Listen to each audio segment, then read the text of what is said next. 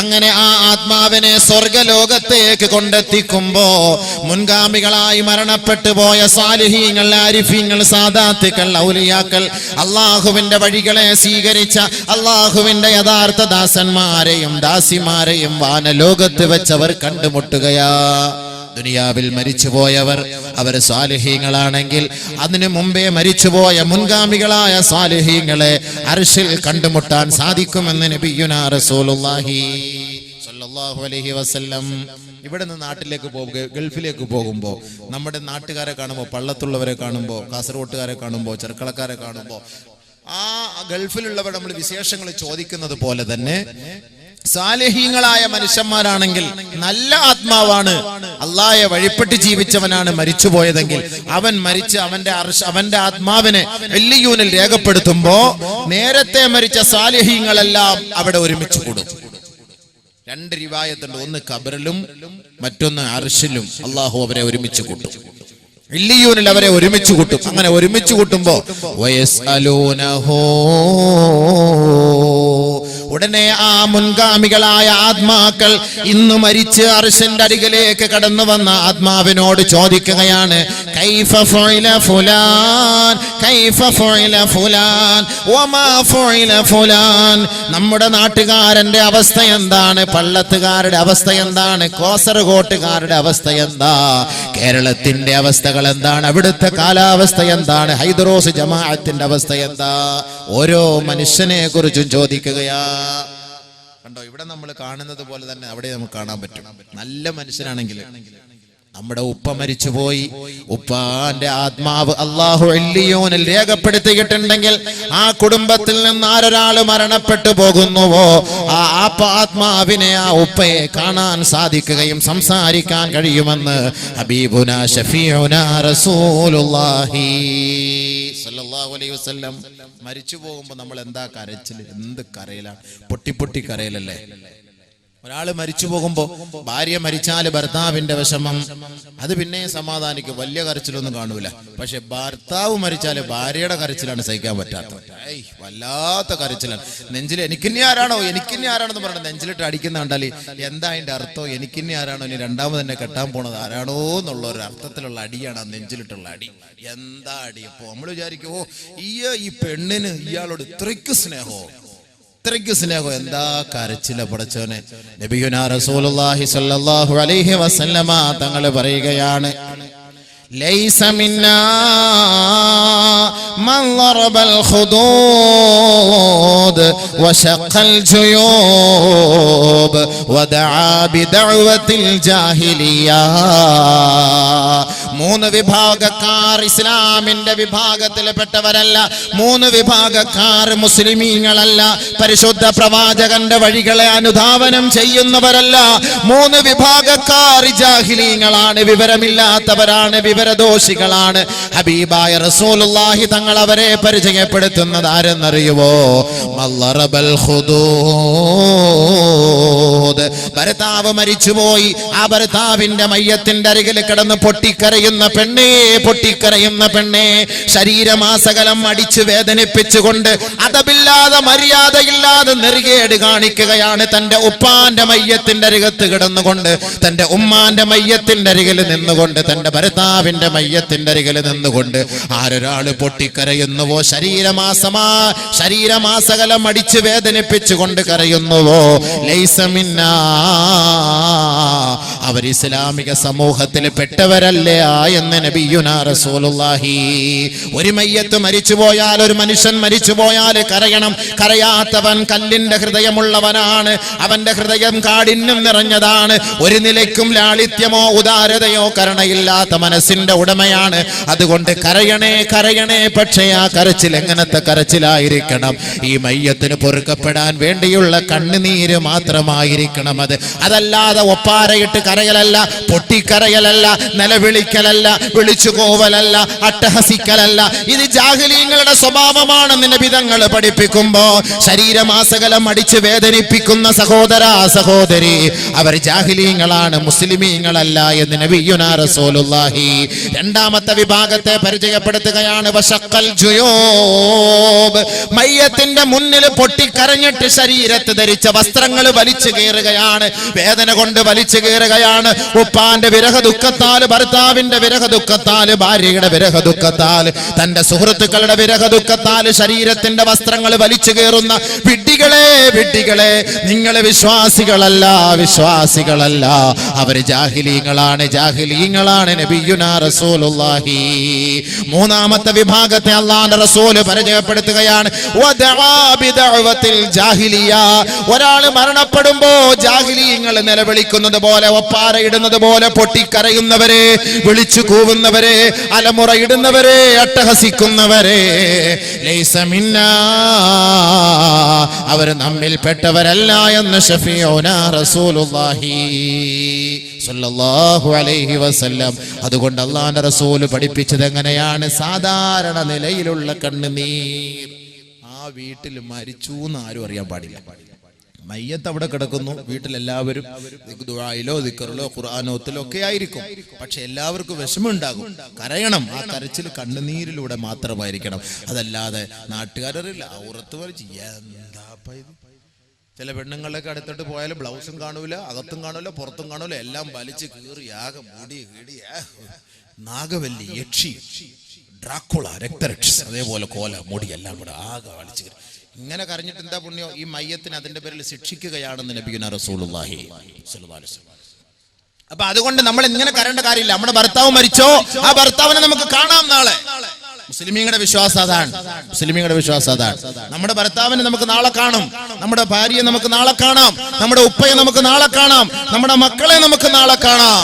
ഇന്ന് ഈ ദുനിയാവിൽ നമ്മുടെ മക്കളോട് നമ്മൾ സല്ലപിക്കുന്നത് പോലെ, ഭാര്യയോട് ഭർത്താവിനോട് സല്ലപിക്കുന്നത് പോലെ തന്നെ നമുക്ക് സാലിഹീങ്ങളായ സാലിഹാത്തുകളായ ഭാര്യമാരും ഭർത്താക്കന്മാരുമാണ് നമുക്ക് അല്ലാഹു നൽകിയതെങ്കിൽ അവർക്ക് നാളെ സംഗമിക്കാനുള്ള അവസരം അല്ലാഹു നൽകും. പരിശുദ്ധ ഖുർആനും ഹദീസുകളും അതാണ് ഇല്ലിയൂനിൽ കൊണ്ട് രേഖപ്പെടുത്തുമ്പോ, നേരത്തെ ഭർത്താവ് മരിച്ചുപോയെങ്കിൽ ആ ഭർത്താവിന്റെ അരികിലേക്കാണ് പിന്നീട് തന്റെ ഭാര്യ കടന്നു വരുന്നതെങ്കിൽ ഭർത്താവ് തന്റെ മക്കളെ കുറിച്ച് ചോദിക്കുകയാണ്, പെണ്ണെ നമ്മുടെ മക്കളുടെ അവസ്ഥ എന്താ, നമ്മുടെ നാടിന്റെ അവസ്ഥ എന്താണ്, മഹലിന്റെ അവസ്ഥ എന്താണെന്ന് ചോദിക്കുകയാണ്. ഓരോ മഹല്ല് നിവാസികളെ കുറിച്ചും ചോദിക്കും. വയസ്അലൂനഹു വമാ ഫുഇല ഫുലാൻ കൈഫ ഫുഇല ഫുലാൻ, ഇന്ന വ്യക്തിക്ക് എന്ത് സംഭവിച്ചു, ഇന്ന വ്യക്തിയുടെ അവസ്ഥ എന്താണെന്ന് ചോദിക്കുമ്പോ ഉടനെ ഇന്നലെ മരിച്ചുപോയ വ്യക്തി പറയുകയാണ്,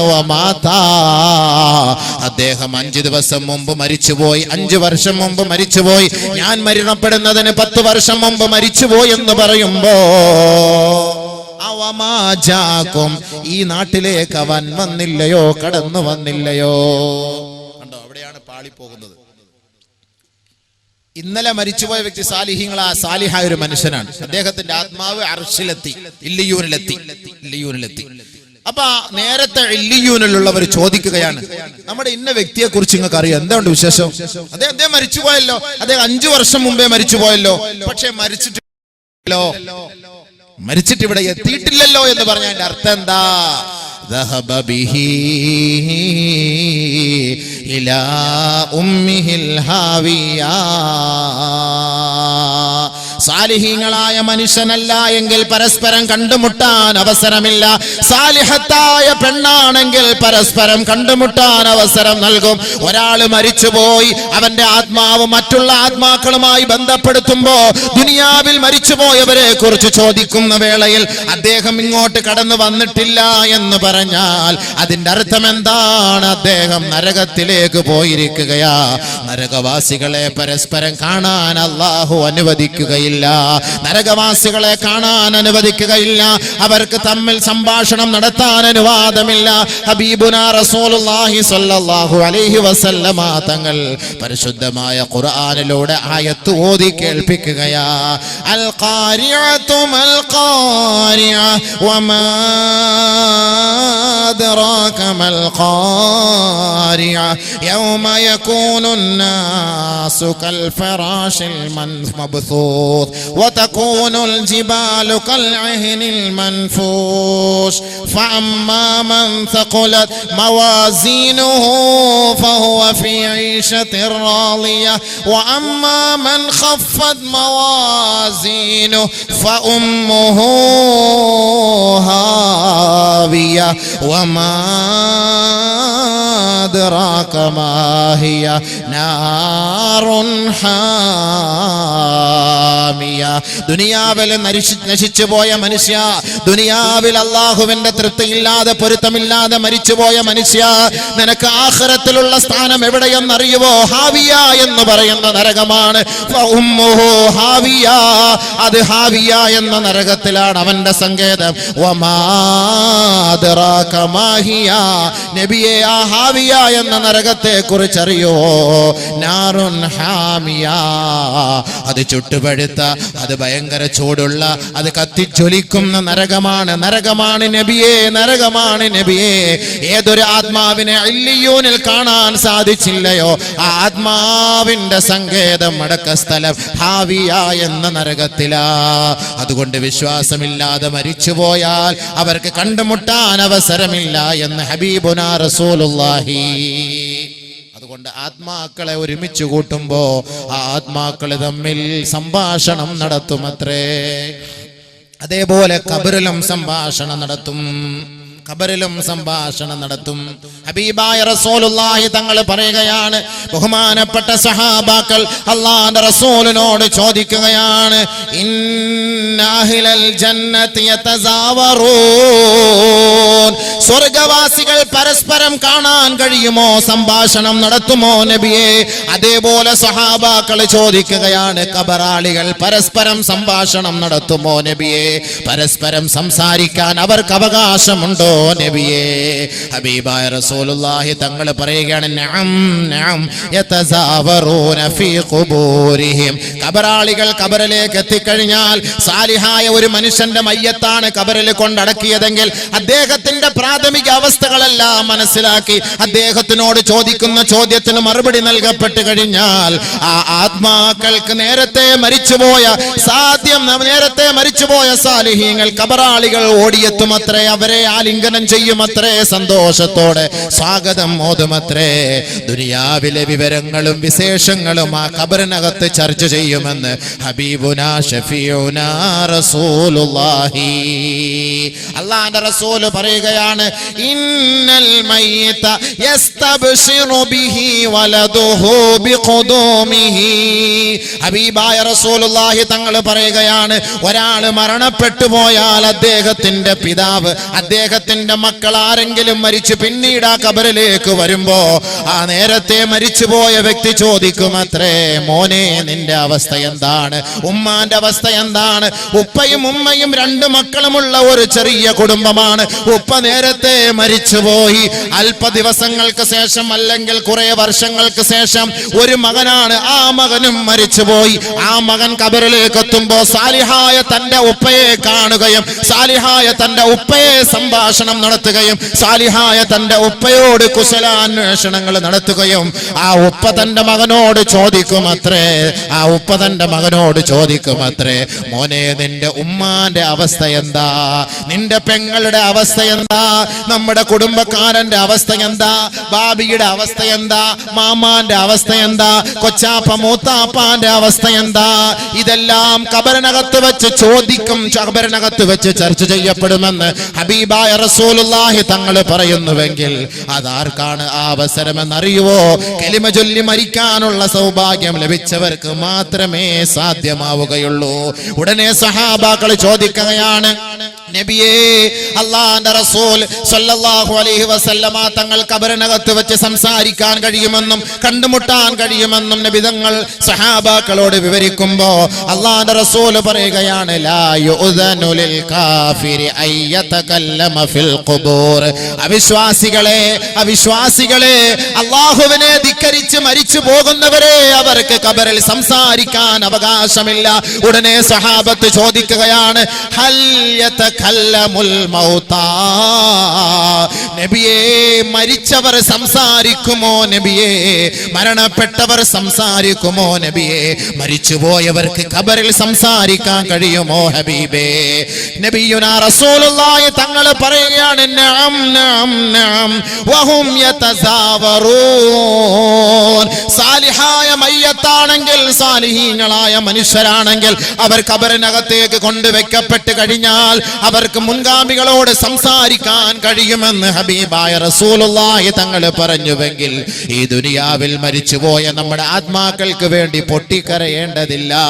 അവരെ ഖബറിലും നാളെ അർശിലും അവരുമായി സംഭാഷണം നടത്താൻ കഴിയുമെന്ന് നബിയുനാ റസൂലുള്ളാഹി സ്വല്ലല്ലാഹു അലൈഹി വസല്ലം.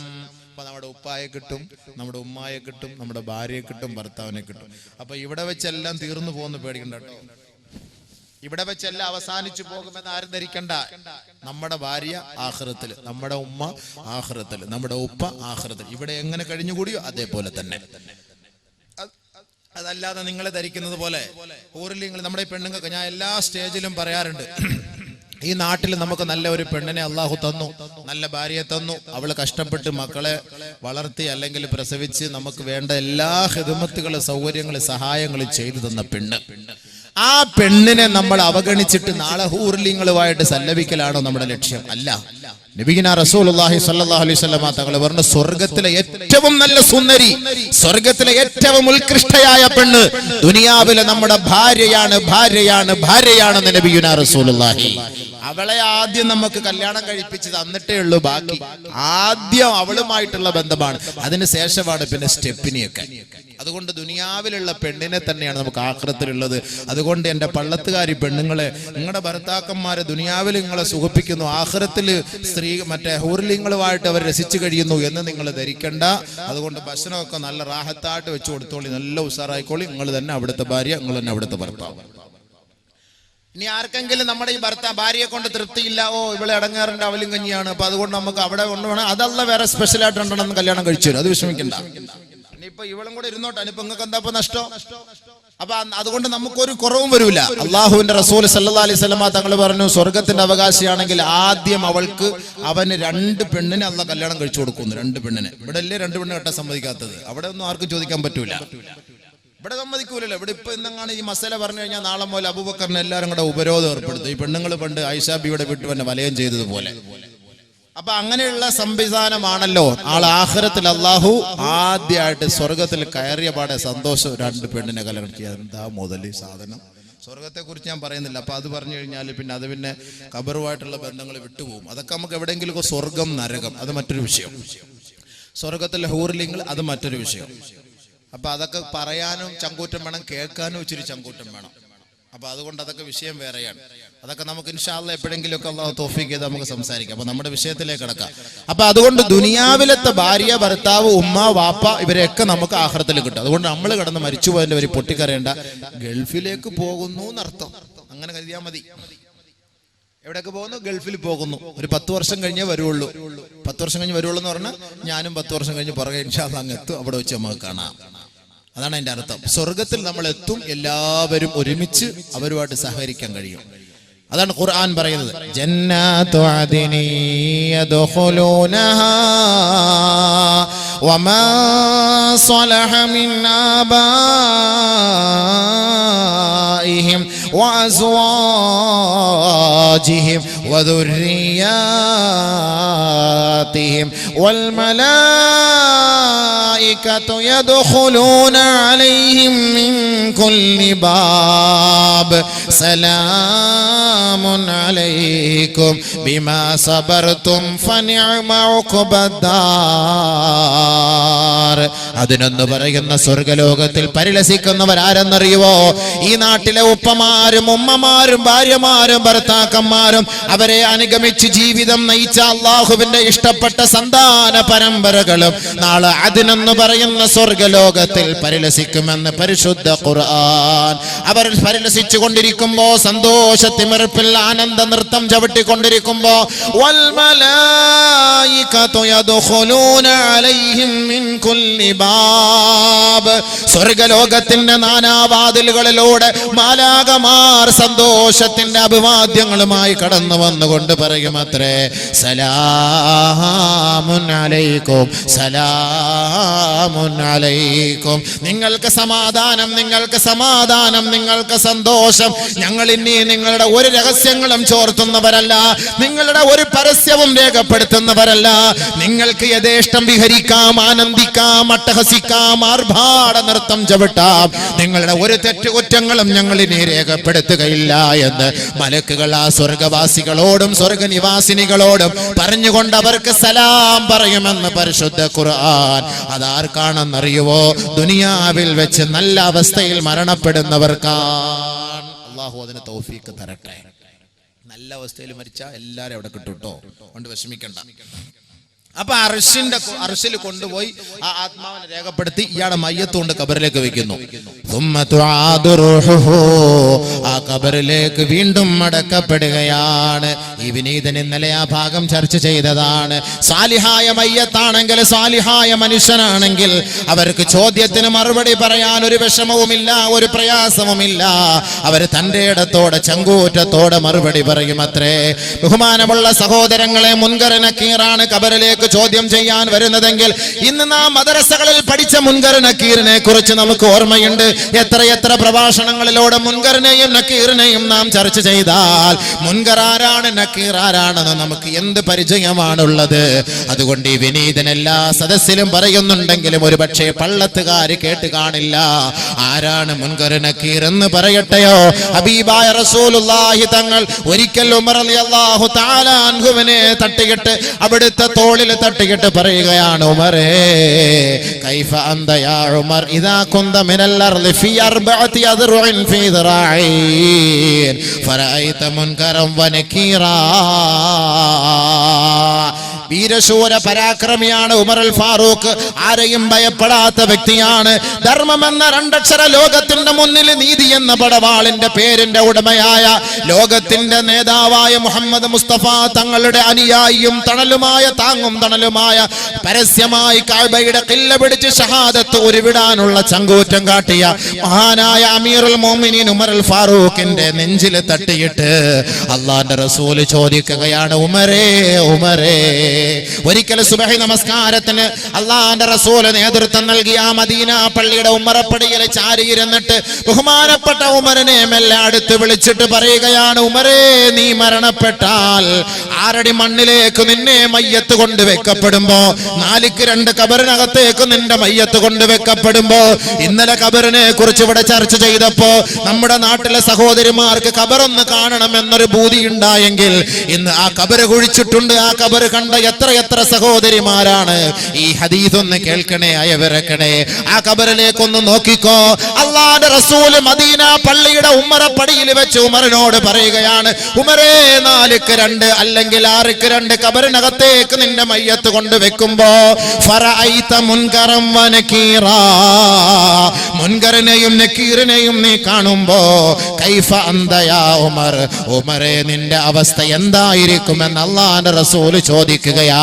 ഉടനെ ഉമർ ഫാറൂഖ് പറയുകയാണ്, വമാ മുൻകറും വനകീറുൻ യാ റസൂലല്ലാഹ്. പരിശുദ്ധ പ്രവാചകന്റെ തണലാണ്, അല്ലാഹുവിന്റെ റസൂലിന്റെ വലം കൈയാണ്, അല്ലാഹുവിന്റെ റസൂലിന്റെ എല്ലാമായ ഉമർ അൽ ഫാറൂഖ് റളിയല്ലാഹു തആല അൻഹുവിനോട് ഉമർ റളിയല്ലാഹു അൻഹുവിന്റെ നെഞ്ചിൽ തട്ടിയിട്ട് ആരാണ് മുൻകർ മുൻകർ നക്കീർ എന്ന് നബി തങ്ങൾ പരിചയപ്പെടുത്തി കൊടുക്കുകയാണ്. ഇന്ന് മദ്രസകളിൽ പഠിക്കുമ്പോൾ മുൻകറിനെയും നക്കീറിനെയും കുറിച്ച് പഠിക്കുന്നവരാണ്. ആ ഖായിദ മടക്കി വെച്ചിട്ട് വർഷങ്ങളായി 6-ാമത്തെ വയസ്സിൽ മദ്രസയിൽ പോയി മുൻകറിനെ കുറിച്ച് നക്കീറിനെ കുറിച്ചും കേട്ടവരാണ്. ഇന്നേ വരെ മുൻകർ ആരാ നക്കീർ ആരാന്ന് നമുക്കൊരു ബോധവും ഉണ്ടായിട്ടില്ല. ബഹുമാനപ്പെട്ട ഉമർ റളിയല്ലാഹു അൻഹുവിനെ നോക്കിയിട്ട് അല്ലാഹുവിന്റെ റസൂൽ പറയുകയാണ്, ഫറഅയ്ത മുൻകറം വനകീറാ, മുൻകറിനെയും നക്കീറിനെയും നീ കാണുമ്പോ നിന്റെ അവസ്ഥ എന്താണ് ഉമറേ? ഉടനെ ഉമർ റളിയല്ലാഹു അൻഹു ചോദിക്കുകയാണ്, വമാ മുൻകറും വനകീറുൻ യാ റസൂലല്ലാഹ്, ആരാണ് മുൻകർ നബിയെ, ആരാണ് നക്കീർ നബിയെ? അല്ലാഹുവിന്റെ റസൂൽ പറയുകയാണ്, ഇതേപോലുള്ള 6 അടി മണ്ണിനകത്തേക്ക് പലക നിവർത്തി വെച്ചിട്ട് അതിന്റെ മുകളിലേക്ക് മണ്ണിട്ട് എല്ലാവരും സലാം ചൊല്ലി നമ്മെ ഒറ്റയ്ക്ക് ആ ഹൈദറോസ് പള്ളി കമ്മിറ്റിയുടെ ശ്മശാനത്തിലാക്കിയിട്ട് മടങ്ങി പോകുമ്പോ 2 പേര് കടന്നു വരികയാ യബ്ഹുസാനിൽ അർള ബിഅൻയാബിഹിമാ, ചിരിച്ചുകൊണ്ടല്ല വരുന്നത്, നർമ്മം പറഞ്ഞുകൊണ്ടല്ല വരുന്നത്, സല്ലപിച്ചുകൊണ്ടല്ല വരുന്നത്. ബഹുമാനപ്പെട്ട നബി തങ്ങൾ പറയുകയാണ്, യബ്ഉസാനിൽ അർള ബിഅൻയാബിഹിമാ, ആ മുൻകറിന്റെയും നക്കീറിന്റെയും മുന്നിൽ കൊമ്പ് പോലെ വലിയ 2 പല്ല് നീളത്തിലുണ്ടത്രേ. രക്തരക്ഷസ് സിനിമ കണ്ട് പേടിക്കുന്ന എന്റെ സഹോദര സഹോദരി, ഡ്രാക്കുള കണ്ട് പേടിക്കുന്ന സഹോദര സഹോദരി, ഒരു കബറിനകത്ത് നിന്ന് ഒരട്ടഹാസത്തോടെ, ഒരു ഫിലിമിലൂടെ, കേവലം ഒരു 3D-യിലൂടെ, ഏതെങ്കിലും ഒരു കോലാഹലങ്ങളെ ശബ്ദവീചികളിലൂടെ, അത്യാധുനിക ഉപകരണങ്ങളുടെ സഹായത്തോടെ മനുഷ്യനെ പേടിപ്പിക്കുന്ന നാടകങ്ങളും കലാവേദികളും നമ്മുടെ മുന്നിൽ ഉണ്ടായിരിക്കുമ്പോ അത് കണ്ടിട്ട് പേടിച്ചു പോകുന്ന മനുഷ്യ മക്കളെ, ഇതെല്ലാം ഒരു ഉപകരണം മാത്രമാ. ഇതെല്ലാം നശിച്ചു പോകുന്ന കുതന്ത്രമാണ്. ഇതെല്ലാം ഒരു ലൈറ്റിന്റെ പിന്നിലുള്ള പ്രവർത്തനമാണ്. ഇതെല്ലാം ഒരു കമ്പ്യൂട്ടറിന്റെ സഹായത്താൽ സംഭവിക്കുന്നതാണ്. കറണ്ട് കട്ടായി പോയാൽ, അത് നിയന്ത്രിക്കുന്ന വ്യക്തിക്ക് അറ്റാക്ക് വന്നു പോയാൽ ആ രക്തരക്ഷസിന് ചലിക്കാൻ കഴിയില്ല, സംസാരിക്കാൻ കഴിയില്ല, അതിന്റെ പ്രവർത്തനങ്ങൾ ജനങ്ങളുടെ മുന്നിൽ സാക്ഷ്യപ്പെടുത്താൻ, കാഴ്ചവെക്കാൻ കഴിയില്ല. അതെല്ലാം കളിയാണ്, ചിരിയാണ്, തമാശയാണ്.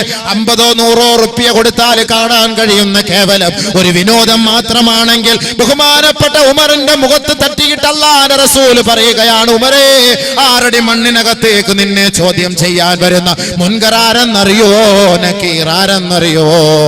അവരുടെ മുന്നിൽ 2 വലിയ പല്ലുകൾ തള്ളി നിൽക്കുമത്രേ. അത് തേറ്റപ്പല്ലാണ്. യബ്ഹുസാനിൽ അർള ബിഅൻയാബിഹിമാ, ഭൂമിയെ ഇളക്കി മറിച്ചുകൊണ്ടാണ് വരുന്നത്. എത്ര വലിയ പർവ്വത സാനുക്കളും നിമിഷ നേരം കൊണ്ട് പൊക്ലൈനിലൂടെയും JCB-യിലൂടെയും തകർത്ത് തരിപ്പണമാക്കാനുള്ള അത്യാധുനിക ഉപകരണങ്ങൾ 21-ാം നൂറ്റാണ്ടിൽ കണ്ടുപിടിക്കുകയും ആ സായം സന്ധ്യയിൽ നാം അതിന് സാക്ഷ്യം വഹിക്കുകയും ചെയ്യുന്നവരാണെങ്കിൽ ഇതെല്ലാം യന്ത്രങ്ങൾ മാത്രമാണ്, മനുഷ്യന്റെ പ്രവർത്തനം കൊണ്ട് സംഭവിക്കുന്ന കാര്യങ്ങളാണ്. പക്ഷേ മനുഷ്യന് കൈകടത്താൻ കഴിയാത്ത ഒരു ലോകത്തേക്കാണ് മനുഷ്യ ഞാനും നിങ്ങൾ പോകുന്നത്. നമ്മെ മാടി വിളിക്കുന്നത് 6 അടി മണ്ണാണ്, 6 അടി മണ്ണാണ്. മനുഷ്യൻ കുഴിക്കുന്ന കുഴിയാണ്. ആ കുഴിയൊന്നും സംസാരിക്കുന്നില്ല, കുഴി ചലിക്കുന്നില്ല, കുഴിയൊന്നും ചർച്ച ചെയ്യുന്നില്ല. പക്ഷേ ആ കുഴി പ്രകമ്പനം കൊള്ളുമത്രേ, ആ കുഴി തീയായി മാറുമത്രേ, ആ കുഴി പാമ്പായി മാറുമത്രേ, ആ കുഴി നെരുപ്പായി ഉയരുമത്രേ, ആ കുഴി ഞെരിക്കുമത്രേ, ആ കുഴി ഇടങ്ങേറിന്റെ കാഹളം മുഴക്കുമത്രേ. ഇതെപ്പോഴാണ് സംഭവിക്കുക എന്നറിയുവോ? മനുഷ്യ 6 അടി മണ്ണിനകത്ത് നിന്റെ സഹോദരനെ കൊണ്ട് കിടത്തിയിട്ട് ആ കബറിന്റെ മുകളിൽ മണ്ണ് വാരിയിട്ട് 6 അടി മണ്ണിന്റെ പരിസരത്ത് നിന്ന് 7 ചുവട്ടടി നീ പിറകോട്ട് മാറേണ്ട താമസം. യബ്ഹുസാനിൽ അർള ബിഅൻയാബിഹിമാ, ഭൂമിയെ ഇളക്കി മറിച്ചുകൊണ്ടതാ 2 പേര് കടന്നു വരികയാ. വെറുതെയല്ല.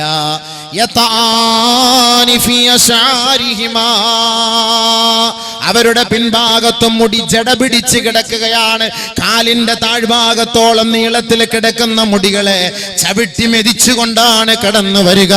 വെറുതെയല്ല, വെറുതെയല്ല. അസ്വാതുഹുമാ കറഅദിൽ ഖാതിഫ്, ഇടിമുഴക്കം പോലുള്ള ശബ്ദ കോലാഹലത്തോടെയാണ് സഹോദരാ 15 കോടിക്ക് മുകളിലുള്ള സൂര്യന്റെ ആഘാതം സഹിക്കാൻ കഴിയാത്ത മനുഷ്യൻ അവൻ നിലവിളിച്ചു കൊണ്ടിരിക്കുകയാണ്, പടച്ചവനെ ഒരു മഴ വേണമേ, ഒരു തുള്ളി മഴ കൊണ്ട് കൊണ്ട് ഞങ്ങളെ സമാശ്വസിപ്പിക്കണമേ എന്ന് നിലവിളിച്ച് ദിനരാത്രങ്ങൾ റബ്ബിന് വേണ്ടി പ്രാർത്ഥിച്ചു കൊണ്ടിരിക്കുമ്പോ കാർമേഘം കൂടുകയാണ്. അവന്റെ വിളി അള്ളാഹു കേട്ടിരിക്കുകയാണ്. അവന്റെ വിളിക്ക് ഉത്തരം നൽകാൻ പോവുകയാണ്. കാർമേഘം മെല്ലെ കൂടുകയാണ്, ഇരുണ്ട് മൂടുകയാണ്, മിന്നൽ പൊള്ളുകയാണ്. മിന്നൽ പ്രളയത്തിലൂടെ അതാ ഒരു ഇടിമുഴക്കത്തിന്റെ ശബ്ദ കോലാഹലങ്ങളിലൂടെ മനുഷ്യൻ പേടിച്ചു പോവുകയാണ്. ഇടിമുഴക്കത്തിലൂടെ മനുഷ്യൻ അതാ അവന്റെ ടിവിയുടെ സ്വിച്ച് ഓഫ് ആക്കുന്നു, ഫോണിന്റെ സ്വിച്ച് മാറ്റിവെക്കുന്നു, മെയിൻ സ്വിച്ച് ഓഫ് ആക്കി വെക്കുന്നു. ഭാര്യ ഭർത്താവിനെ കെട്ടിപ്പിടിച്ചു കിടക്കുന്നു. മക്കൾ ഉമ്മാന്റെ ഒക്കത്തിലേക്ക് ഓടി വരികയാണ്. വാതിലുകളും ജനാലകളെല്ലാം കൊട്ടിയടക്കുകയാണ്. ലോകം അവസാനിക്കുകയല്ല, ലോകത്തിന് അന്ത്യം സംഭവിക്കുകയല്ല, മഴ പെയ്യാൻ പോവുകയാണ്. മഴയ്ക്ക് മുന്നോടിയായ ഒരു ഇടിമുഴക്കം മാത്രമാണ് വാനിൽ കേൾക്കുന്നത്. ആ ഇടിമുഴക്കം കേൾക്കാൻ മനുഷ്യ നമുക്ക് സാധ്യമല്ല. മനുഷ്യൻ പേടിച്ചു പോകുന്നുവെങ്കിൽ ആ കബറിനകത്ത് ഇടിമുഴക്കത്തേക്കാൾ ഘോര ശബ്ദം മുഴക്കിക്കൊണ്ടാണ് രണ്ടുപേരും മെല്ലെ കടന്നു വരുന്നത്. അസ്വാതുഹുമാ കർഅദിൽ ഖാതിഫ്. ഇടിമുഴക്കം പോലുള്ള ശബ്ദ കോലാഹലങ്ങളോടെ രണ്ടുപേര് കടന്നു വരികയാണ്. അബ്സാറുഹുമാ കൽബർഖിൽ ഖാസിഫ്. മിന്നൽ പോലുള്ള പ്രകാശമാണ് അവരുടെ കണ്ണിന്റെ ഇമകളിലൂടെ ഗർജിച്ച് നിർഗളിച്ചു കൊണ്ടിരിക്കുന്നത്. ആ മിന്നൽ വേഗത്തിൽ അവരതാ തന്റെ അരികിലേക്ക് കടന്നു വരികയാ. വെറുകൈയോടെയല്ല, വമഅഹുമാ മിർസബത്തും മിൻ ഹദീദ്. ഇരുമ്പിന്റെ ദണ്ഡുമായിട്ടാണ് കടന്നു വരിക. ഒരു കയ്യിൽ ഒരാളിന്റെ ഒരു കയ്യിൽ ഇരുമ്പിന്റെ ദണ്ഡുണ്ട്, മറ്റൊരാളുടെ കയ്യിൽ ഇരുമ്പിന്റെ ദണ്ഡുണ്ട്. ആ ഇരുമ്പിന്റെ ദണ്ഡിനെ കുറിച്ച് അല്ലാഹുവിന്റെ റസൂൽ പറയുകയാണ്, ലൗ ളുരിബ ബിഹാ ജബലുൻ ലസാറതു തുറാബാ ഔ റമീമാ. എത്ര വലിയ ഉഹദിന്റെ മല നാം കണ്ടവരാണ്, എത്ര വലിയ പർവ്വതങ്ങൾ കണ്ടവരാണ്. കേരളത്തിന്റെ വിനോദസഞ്ചാര മേഖലകളിലൂടെ എത്രയോ കിലോമീറ്ററുകൾ താണ്ടി മലയുടെ മുകളിലേക്ക് കയറി നൃത്തം ചവിട്ടുന്ന ചെറുപ്പക്കാരികളെ എത്ര മലകളാണ് നാം സാക്ഷ്യം വഹിക്കുന്നത്. ആത്മഹത്യ ചെയ്യുന്നതിന് വേണ്ടി മലയുടെ മുനമ്പിൽ കയറി നിന്ന് കിലോമീറ്ററുകൾ താഴേക്ക് എടുത്തു ചാടുന്നത് അള്ളാഹ്ക്ക് വേണ്ടിയല്ല. നിന്റെ ലവ് മാരേജ് നഷ്ടപ്പെട്ടു പോയതിന്റെ പേരിൽ, നിന്റെ കാമഭ്രാന്തത്തിന് പരിഹാരം കാണാൻ എത്ര മലയുടെ മുകളിൽ നിന്ന് എടുത്തു ചാടുന്നുവെങ്കിൽ ഈ മലകളെ നിനക്ക് അള്ളാഹു നൽകിയത് എന്തെന്നറിയുവോ? നാളെ നിന്നെ ഖബറിലേക്ക് ചോദ്യം ചെയ്യാൻ വരുന്ന മുൻകറിന്റെയും നക്കീറിന്റെയും കയ്യിലുള്ള ആ ദണ്ടുണ്ടല്ലോ, ആ ദണ്ട് കൊണ്ട് ഈ മലയുടെ മുകളിൽ എങ്ങാനും ഒന്നടിച്ചാൽ ലസാറതു തുറാബാ ഔ റമീമാ. അത് ഭസ്മമായി പോകുമത്രേ, ധൂളികളായി പോകുമത്രേ, മണൽ തരികളായി പറന്നു പോകുമത്രേ. അത്രത്തോളം കടുപ്പമേറിയ ഇരുമ്പിന്റെ ദണ്ഡുമായി ഈ 80 കിലോ മനുഷ്യന്, ഈ ചോറ് തിന്നുന്ന മനുഷ്യന്, ഈ പത്തല് കഴിക്കുന്ന മനുഷ്യന്, ഈ റൊട്ടി തിന്നുന്ന മനുഷ്യന്, ഈ ഫ്രൂട്ട്സ് തിന്നുന്ന മനുഷ്യന്, ഈ 100 കിലോ ഉള്ള മനുഷ്യനെ, അല്ലെങ്കിൽ ഏറിയാൽ 120 കിലോ, അല്ലെങ്കിൽ 500 കിലോ ആണെന്നിരിക്കട്ടെ, നിന്റെ മയ്യത്തിന്റെ അരികിലേക്ക് അവർ കടന്നു വരികയാ. അവർ കടന്നു വന്നുകൊണ്ട് ഉറക്കം മതിയാക്കടോ, എഴുന്നേക്കടോ എന്ന് ആ ഉറങ്ങിക്കിടക്കുന്ന മയ്യത്തിനെ വിളിച്ചുണർത്തുമ്പോ രണ്ട് ഭീകര ജീവികൾ നിൽക്കുകയാണ്. ഒരാൾ കാലിന്റെ ഭാഗത്ത്, മറ്റൊരാൾ തലയുടെ ഭാഗത്ത്. നിന്നോട് ചോദിക്കുകയാണ്, മൻ റബ്ബുക, ആരാണടാ നിന്റെ റബ്ബ്? ഫയഖൂലു, അവൻ പറയുകയാണ്, ഹാ ലാ അദിരി.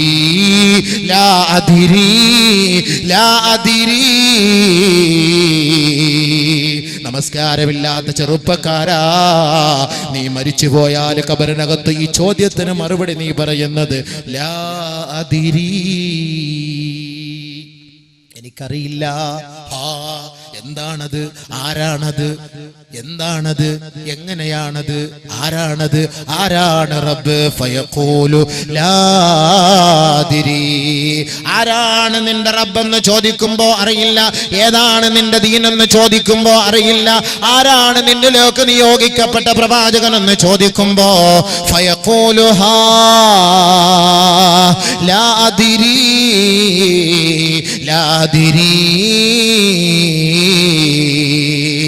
അറിയില്ല എന്ന് പറയുമ്പോ മാലാഖമാരുടെ നിറം മാറുകയാണ്, അവരുടെ സ്വഭാവം മാറുകയാണ്, അവരുടെ ഉദ്ദേശ ലക്ഷ്യങ്ങൾ എന്താണോ ആ ഉദ്ദേശത്തിലേക്ക് അവർ കടക്കുകയാണ്. അത് വെച്ച് അവനെ അടിക്കുകയാണ്, അവനെ പ്രഹരിക്കുകയാണ്, വേദനിപ്പിക്കുകയാണ്. നബിയുനാ റസൂലുള്ളാഹി സ്വല്ലല്ലാഹു അലൈഹി വസല്ലമ തങ്ങൾ പരിശുദ്ധമായ മദീന പള്ളിയിൽ വെച്ച് സ്വഹാബാക്കളോട് ഒരായത്ത് ഓതിക്കൊടുത്തിട്ട് അതിന്റെ വിശദീകരണം ഖബറിനെ കുറിച്ച് ചർച്ച ചെയ്യുകയാണ്. അൽ മുഅ്മിനു ഫീ ഖബരിഹി ഫീ റൗളത്തിൻ ഖളറാ. ഒരു സത്യവിശ്വാസിയാണ് മരിച്ച് ഖബറിലേക്ക് പോകുന്നതെങ്കിൽ അവനിൽ ഖബറിൽ ഹരിതമാണ്, സന്തോഷമാണ്, അവന് എല്ലാ സുഖ സൗകര്യങ്ങളും അല്ലാഹു റബ്ബുൽ ഇസ്സത്ത് അവനാ ഖബറിൽ ഒരുക്കി വെക്കും അത്രേ. വയുഫ്തഹു ലഹു അബ്വാബുൽ ജന്ന, സ്വർഗ്ഗത്തിന്റെ വാതിൽ അവന് വേണ്ടി തുറന്നു കൊടുക്കും അത്രേ.